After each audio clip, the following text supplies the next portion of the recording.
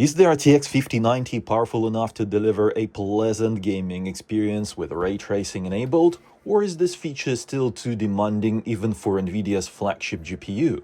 Let's find out. By the way, if you're interested in any of the products featured in this video, you can find them on Amazon at the links in the description below. Let's start with Indiana Jones and the Great Circle, a game that utilizes full ray tracing, which means that path tracing is also enabled. We are at 4K resolution, the graphics settings are absolutely maxed out, supreme. Full ray tracing is enabled, and I actually had to manually turn up some of these things, for example, ray traced shadows, for all lights, not just sun, and I also turned up the ray traced hair. Other than that, we are using NVIDIA's DLAA and ray reconstruction, no frame generation. We'll take a look at upscaling as well as frame generation later on. With all of these features enabled and at native resolution, the game looks stunning. Full ray tracing transforms the visuals and makes this world more realistic, more believable, and as a result, more immersive. This isn't the most demanding scene in the game, we'll take a look at that one a little bit later, but I just wanted to start with this one to show you what is possible even at native resolution. We're getting 40 plus FPS, well, close to 50 really, because sometimes we are reaching FPS numbers above 50.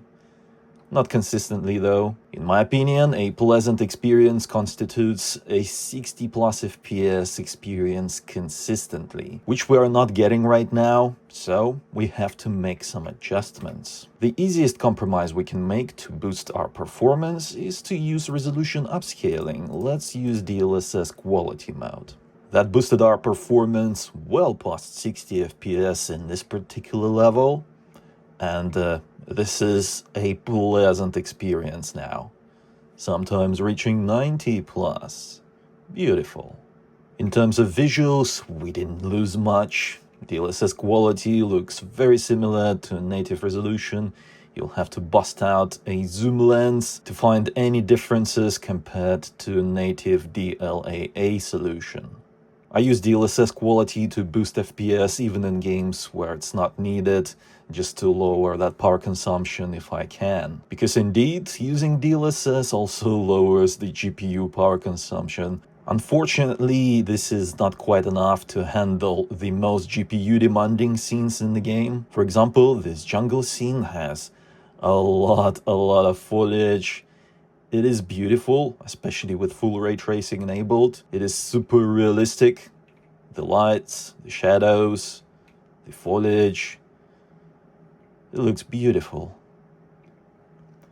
But the performance is lower than 60 FPS, which is not ideal.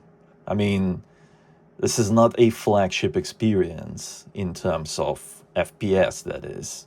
In terms of visuals, it is very much flagship, but we need more frames, right? To increase the frame rate even more, we'll have to use DLSS Balanced mode. Okay, we are now getting above 60 FPS, and it's pretty consistent. Oh, 59 there briefly, but we can forgive that, right? As long as the FPS stays at well above 60 in most cases, it's fine. A few dips just below 60 is not a big deal. And DLSS Balanced still looks very nice indeed. This is a pleasant experience worthy of a 4K monitor. Obviously, I prefer using DLSS Quality over DLSS Balanced, but this is the kind of compromise that we have to make if we want to enjoy full ray tracing in the latest games. In some cutscenes, the FPS does indeed drop below 60, so yeah, it's quite difficult to keep 60 FPS even with DLSS Balanced in some of these scenes, but that cutscene still looked pretty good. I can forgive it. If we didn't have that frame rate counter on the screen right now, then I probably wouldn't even notice that it dropped to 55 FPS. There's very little difference between 55 and 60. What is worth noting though is the VRAM usage. As you can see, it is above 16 gigabytes, 17.3 right now. Yeah, cutscenes appear to be more GPU demanding for some reason, because take a look at this. 55, 57, and as soon as we leave the cutscene, it is above 60 FPS. Actually, 70 plus in this particular scene. So yeah, I think this is fine. This is a good enough experience already. And if we wanted to increase the image fluidity, then we could just use frame generation to do that. Let's select the 2x mode and find out what that's like. Ignore the 1% lows as well as the frame rate counter because it doesn't work with frame generation enabled. It's not reporting the information correctly. This experience is indeed nice and smooth to my eyes. As I pan the camera, there are no frame rate issues. And now we are getting close to 120 FPS with some dips to around 110 in some other scenes. So in terms of image fluidity on the screen, this is brilliant. The mouse is nice and responsive because if you have about 60 plus FPS to begin with, I'm talking about real frames, then if you enable frame generation on top of that, generally your mouse movement will be fine. Let's also try the 4x frame generation. This is 3 frames being generated per every 1 real frame. And yeah, the FPS is very high, close to 200. The mouse is still responsive, no issues. I can point exactly where I want to, and it feels responsive. We can increase the image fluidity with just real frames without using frame generation. Let's turn it off and use DLSS Performance mode. The FPS is pretty high right now. As you can see, we are not dropping below 70 as of yet, sometimes reaching 80 in some scenes. So this is a nice fluid experience. However, the image quality is a little bit worse because we are upscaling 1080p all the way up to 4K resolution, because that's what performance mode means at 4K. But what exactly does that mean? The image just looks softer. It is not as detailed. For example, the foliage is not as detailed. The presentation is just a little bit softer. If you're looking at something that is located closer to your character, for example, all of this right here, then it looks absolutely fine. There is like very little difference between using DLSS Quality mode and Performance mode. If you are at a normal sitting distance from your monitor, even if it's a 32-inch large display like I have over here, the DLSS Performance mode still looks decent. I have no issues using this mode, but obviously I like my visuals way too much, and if I can get away with not using DLSS Performance mode, then I absolutely do that. I prefer DLSS Balanced and DLSS Quality modes over the Performance mode any day. That said, this is still a decent way to boost the performance. If you want more frames on your screen, then yeah, just use the Performance mode. And you don't have to do it all the time. I mean, you can just use it for a section of a game that is extremely GPU demanding, for example, and then switch back to DLSS Balanced mode. It is easy to do. You don't have to reload the game. Just go into the menu and where is it? Yeah, just change it, go back, voila. Higher image quality, lower FPS, no need to reload the game. I'll set DLSS back to performance mode and let's test the frame generation, 2x. The experience is not much different compared to DLSS Balanced mode paired with the 2x frame generation. We're still getting around 120 to 130 FPS. Yeah, as long as the FPS is that high, extra 10 or 20 frames per second doesn't really make any difference. So if you want to use frame generation, might as well just keep that DLSS quality on balanced for higher image quality. Other games, like Assassin's Creed Shadows, do not have full ray tracing. They just use normal ray tracing.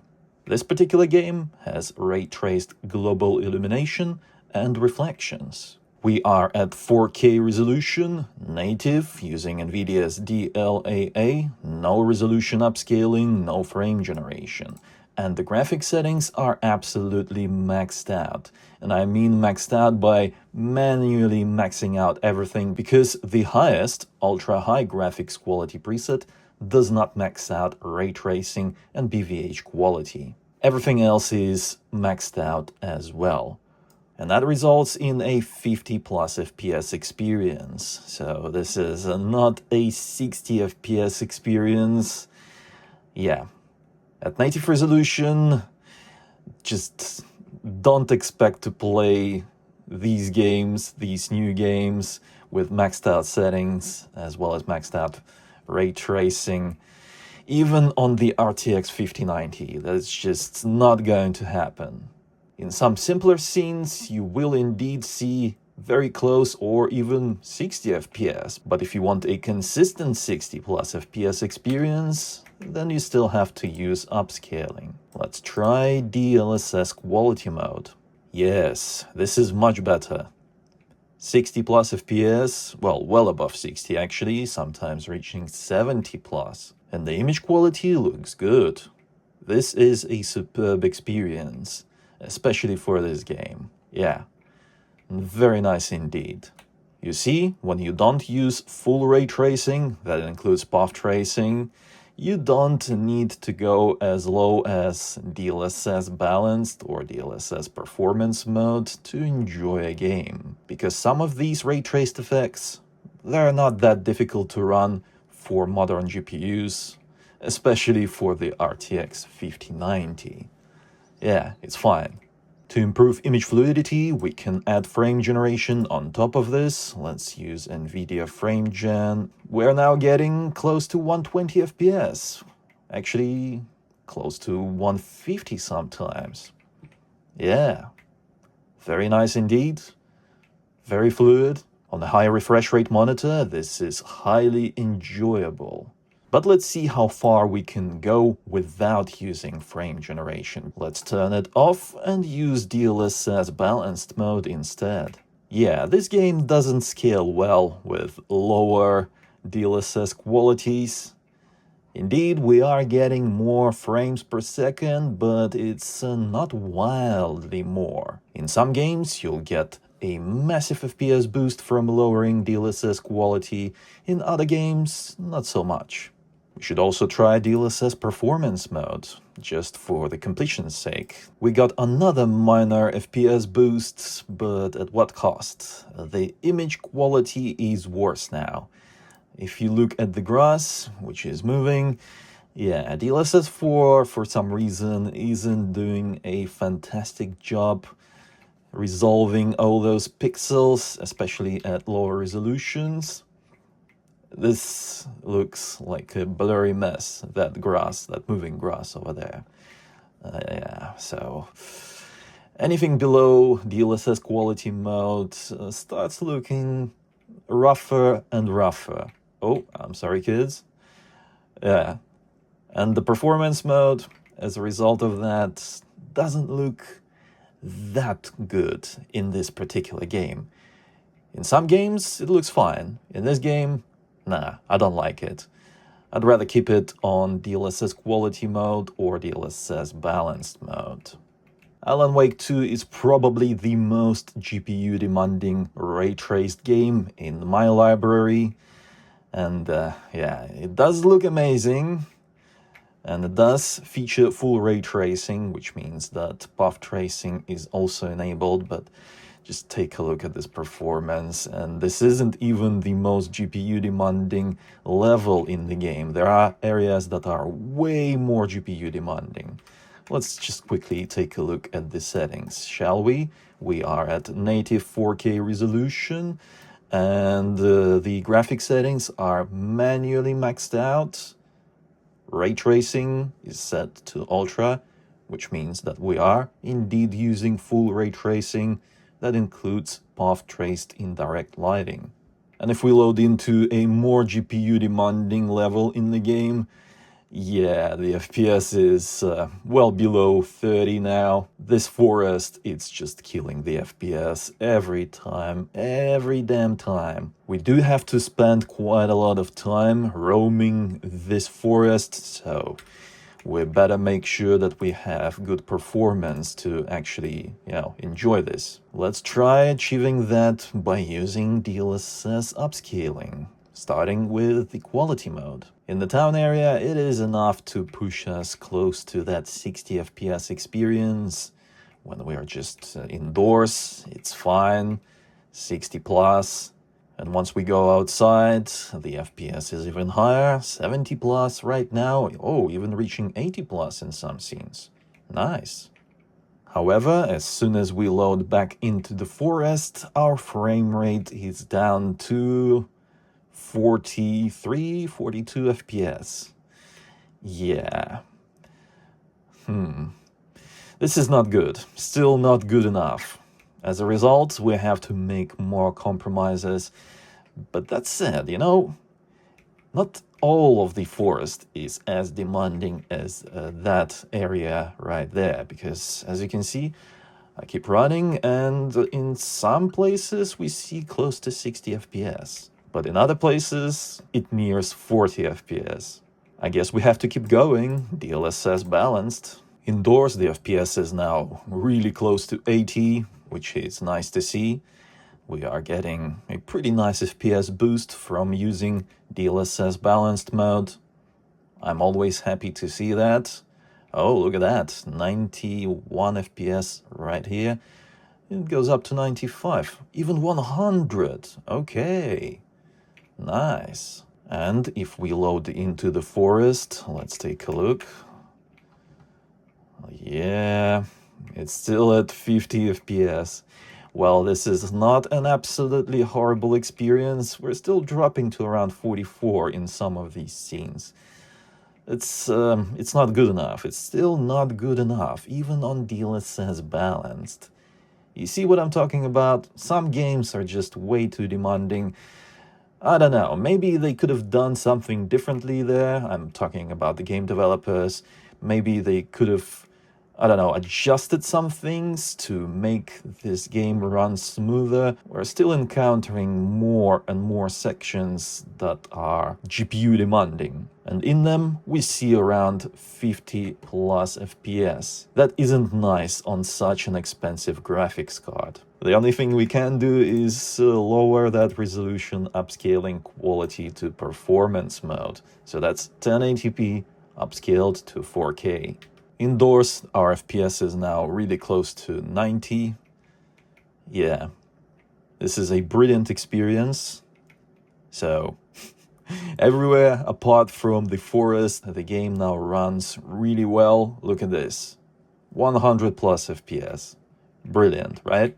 However, in this particular forest section, we are still seeing below 60 FPS.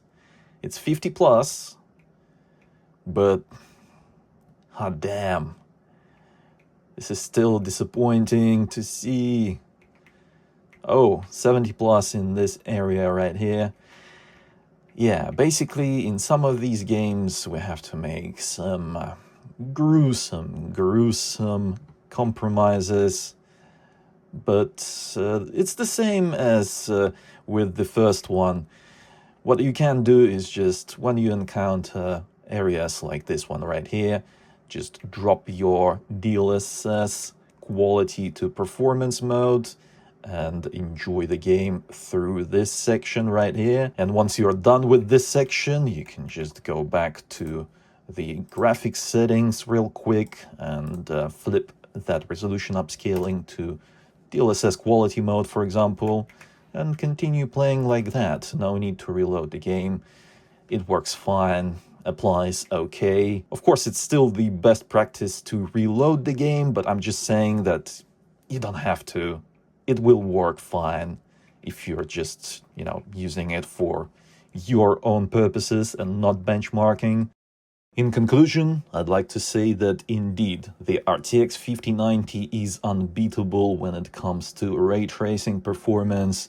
And if you want to enjoy your games with full ray tracing enabled, then, it's absolutely worth having this graphics card, because right now, nothing can come even close to this level of performance, especially when it comes to ray tracing. Despite the fact that we had to use DLSS resolution upscaling to get a pleasant experience using this graphics card in ray traced games, I think it is a pleasant experience nonetheless. I mean, I'm enjoying it very much indeed.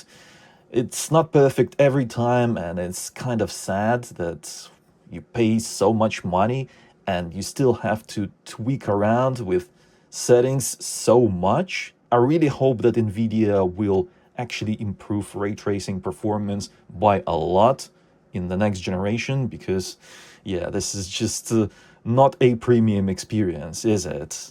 It's not very difficult, because all you have to do is just flick one switch. You don't have to go into these settings. You can keep everything maxed out.